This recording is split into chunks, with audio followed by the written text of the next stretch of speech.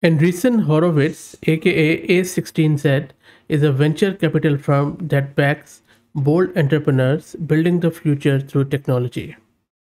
They are stage agnostic and they invest a lot of money in a lot of ventures in AI, bio, healthcare, consumer crypto, and a lot of other fields. They have been heavily involved in artificial intelligence across the globe.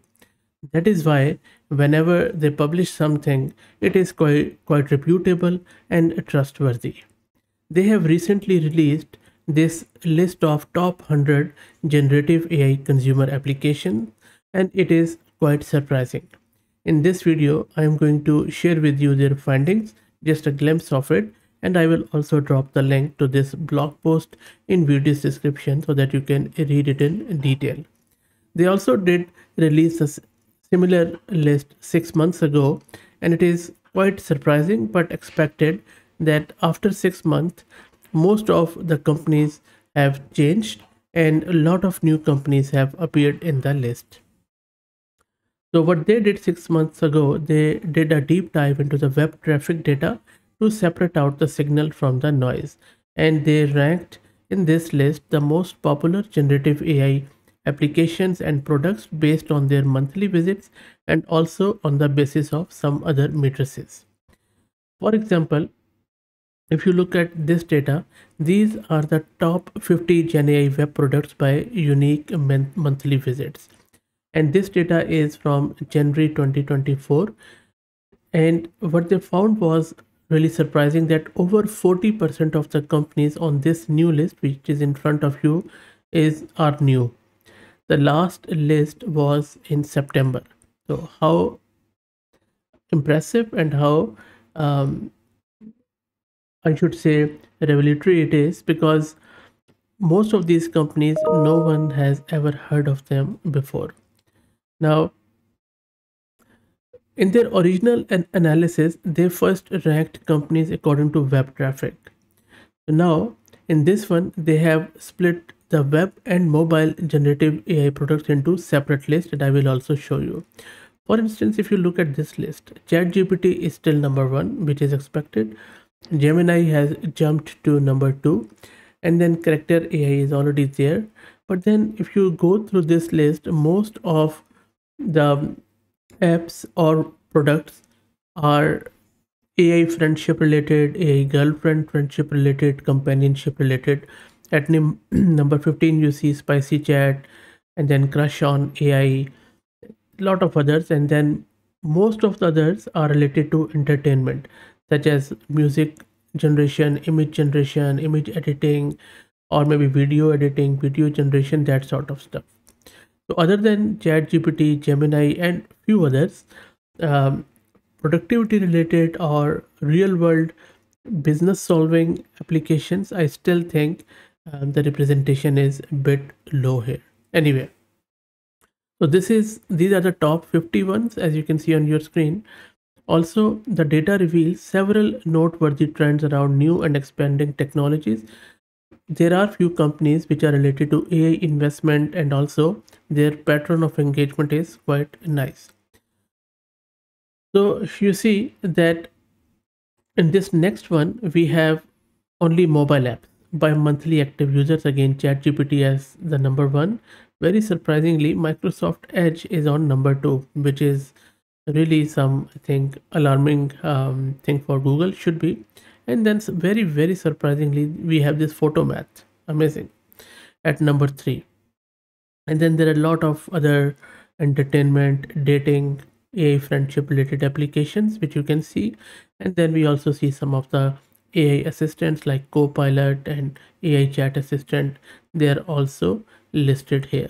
But all in all, as you can see, most of the stuff is around dating, entertainment, music, image editing, and so on and so forth. For example, in these newcomers, the highest ranked include Liner, which is an AI research copilot, and then we have Anthropic's general assistant Claude, and then there are few uncensored AI companion apps like Janitor AI, Spicy Chat, and Crush on. So very interesting. Now, if you look at this list, this tells us about top Gen AI consumer web products in the newcomer category, as I just mentioned. And then if you look at this one, this is companies per category. And this category is of particular interest to me. Now, let me make it a bit bigger so that you could also properly see it. So you see on the left hand side, search perplexity, that is expected. And then for content generation, 11 labs is there, which is yes, which is expected. Sono is quite important. Leonardo.ai is quite famous. And then Crayon is there, in video AI, Night Cafe is there, which is quite impressive. And then content editing, we have few new names here, which is quite refreshing, I would say. So you see that another category, you see the productivity one, 14%. And so AI native platforms can up level people's interaction with software, enabling them to delegate mundane tasks and cut time spent on administrative overhead. So you see there are seven or so companies in that one: the Liner, 85, Fin, MaxAI, Otter.ai, and ChatPDF. And I think I have already reviewed few of them on the channel. And by the way, if you want me to review any of these companies, let me know in the comments and I'll be happy to review them. And then, as I already mentioned, the companion ones are just, they are the most ones. So good enough. Okay. So I would really like to see this productivity section more increasing, because that will really make AI more value added in any company. And then if you look here, let me make it a bit smaller so that it will fit. This is engagement by category here. So again, companion is just so much engaging, and most of these applications have millions of users, by the way. And then look at the other ones. The ed tech is just, uh, second most, but there is no comparison with the companion category. Then for messaging, content editing, very, very low.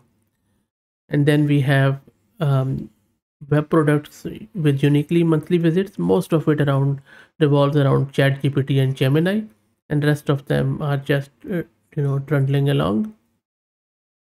And then if you look at this again, companies per category, I already have showed you around edtech, messaging, companion, and then content editing. And there are a lot of general assistant. I think that field is already saturated. Okay, content generation is also saturated, as you can see. And then this is very interesting, where we have top Gen AI consumer app origins. So you see in Australia we have few where I am based, and then I don't see any mobile one in Australia.